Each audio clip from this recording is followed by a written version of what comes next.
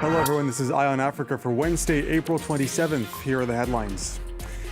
Mali accuses France of violating parts of its controlled airspace a week after drone pictures emerged of soldiers covering corpses with sand near a military base. France said it was being framed and blamed mercenaries belonging to Russia's Wagner Group. We take a look back at the life of Kwame Nkrumah, who died half a century ago today. He was considered the father of Ghanaian independence, but was also seen by many as one of the founders of Pan-Africanism. And a non-fungible token of Nelson Mandela's original arrest warrant raises 113,000 euros at an auction. Our correspondent in South Africa will have that story coming up. Military rulers in Mali have accused the French army of repeatedly violating controlled airspace in order to spy on its forces. In a statement, the junta said it had recorded over 50 breaches of airspace over Mali's center and north. The accusations come after a blame game last week over drone pictures of soldiers near Gossi covering corpses with sand. France 24's Sam Bradpe says more. These spying allegations pertain to footage shot by a French military drone and published in the media last week. They show soldiers burying bodies in the sand near an abandoned French military base in a place called Gossi, which is a rural commune in Mali. France believes that the ones who were doing the burying were Russian mercenaries, attempting to stage an atrocity to make it look like the French had committed war crimes in the area. Now, we know that Russian mercenaries have been in the country for months now, possibly even since September, and Mali has always tried to frame the Russian presence there as part of a wider training mission in the fight against jihadism. Now, the publication of this footage has really angered the Malian government, the junta, which has been in power since 2020. It has said that France is engaged in espionage and has violated the country's national airspace. Now, as for the French Defense Ministry, I contacted them. They had no immediate response, but they said they would be taking up this question of espionage and responding to it in a press conference on Thursday. Mali's Communications Authority has decided to permanently ban France 24 and sister radio station RFI in Mali. Parent company France Médias Monde vigorously contests this decision and will explore all possible avenues to do so. We will continue to cover the news in Mali, and France Médias Monde has pledged to implement technical solutions to allow Malians to continue to have access to both of our channels. More than 20 people have been killed in an attack on Muslims in the northern Ethiopian city of Gondar. It happened during the funeral of a local Muslim elder. According to the Islamic Affairs Council of Amhara, the attackers, quote, fired a barrage of heavy machine guns and grenades. The same religious body is blaming the massacre on, quote, extremist Christians. The cemetery where the attack occurred is close to a mosque and a church and has been the subject of an ongoing dispute between Muslims and Christians. In a statement, the regional government vowed to hold the perpetrators accountable. Authorities in Sudan have released 2 former government officials in an effort to pursue trust-building measures amid efforts to end the country's political impasse. Khalid Omar, a former Minister of Cabinet Affairs, and Mohammed Al-Faki Suleiman, a former member of the ruling Sovereign Council, both walked free from a prison in Khartoum this Wednesday. The criminal court rejected a request by prosecutors to renew their detention. The pair has been charged with several offenses, including betrayal of public trust. They were arrested in February during a crackdown by military generals on anti-coup groups. Since it was announced on April 14th, the asylum pact between Rwanda and the UK has come under increased scrutiny. Members of Rwanda's opposition are denouncing the deal, calling it unsustainable and unethical, and are accusing Paul Kagame of trying to improve his standing with the West. Laurent Bersacher has more. It had been hailed as a landmark immigration deal, but the asylum pact between London and Kigali has since come under fire from all sides. The leader of Rwanda's Green Party was the latest to bring up ethical and sustainability concerns over the controversial agreement. There will be conflicts. Then there will also be conflicts on natural resources, competition. We don't have land, and if the Americans are going to settle here, that means we'll be given land. They will be also put into the national budget like others, because that money is only for 5 years. Afterwards, we don't know what will happen. The 5-year deal, which was announced mid-April, would see asylum seekers arriving in the UK automatically deported to Rwanda. It's been criticized by Rwandan politicians, but also by British officials who accused Boris Johnson of trying to offload the UK's immigration problem. International organizations also raised concerns over Rwanda's dubious human rights record and the feasibility of hosting tens of thousands of refugees in one of the world's most densely populated countries. Yet some Rwandans remained optimistic after London agreed to contribute over 140 million euros towards the scheme.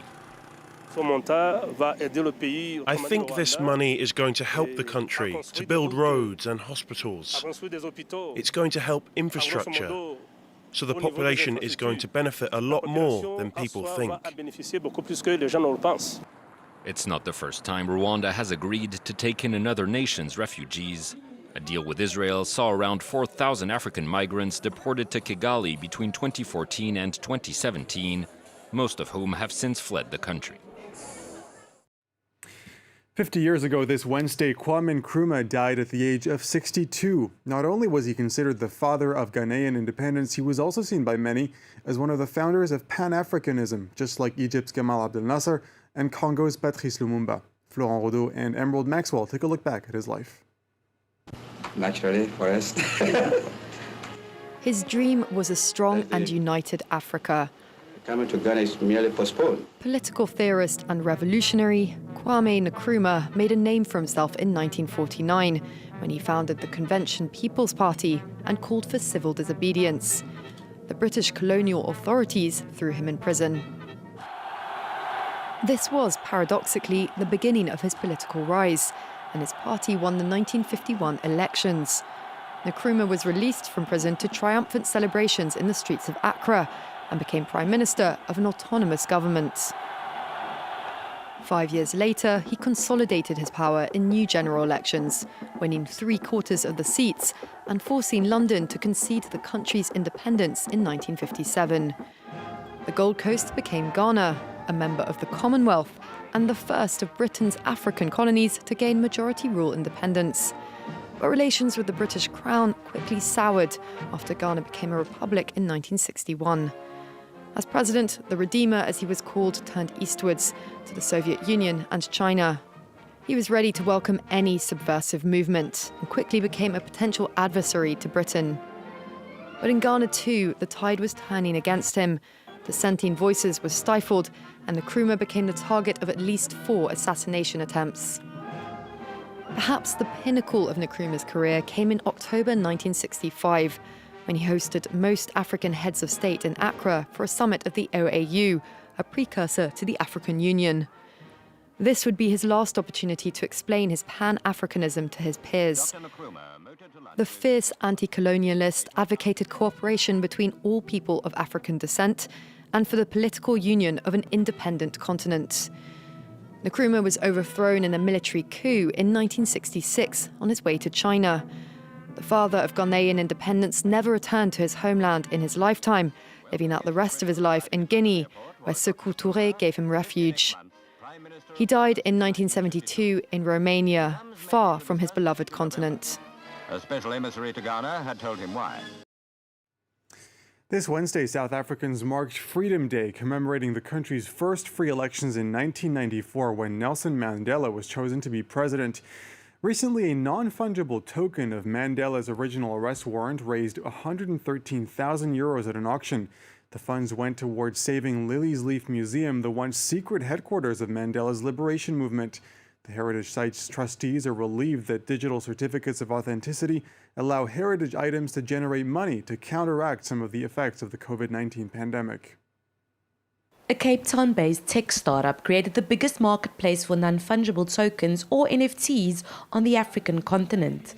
They're called Moments, and their most talked about NFT is of Nelson Mandela's original arrest warrant issued by apartheid police in 1961. Basically, it's a digital certificate of authenticity. If you buy a really expensive piece of artwork, chances are it will come with a certificate to prove where it comes from, what its history is. Typically it's called provenance, and this is just a digital version of that certificate that is absolutely secure, incorruptible, and it lives on a decentralized blockchain. That's what an NFT is.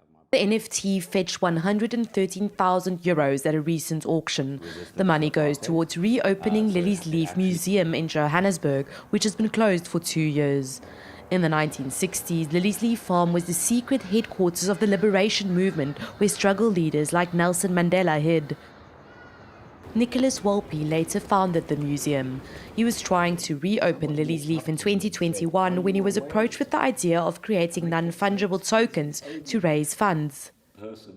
You are able to create replicas in such a way that they have an inherent value, and you're able to sell them and generate income without selling the crown jewels. This means the original warrant for Mandela's arrest can remain safely treasured at Liliesleaf, along with other precious historic artifacts. Now that enough funds have been raised, trustees like Themba Wakashi are excited to start renovations. We're going to be cleaning, we're going to be cutting grass, we're going to be trimming trees and letting the voice of Liliesleaf come back again to the South African heritage landscape. Liliesleaf will be open to the public again soon. That does it for this edition of Eye on Africa. Thank you for watching. Live from Paris continues right after the break.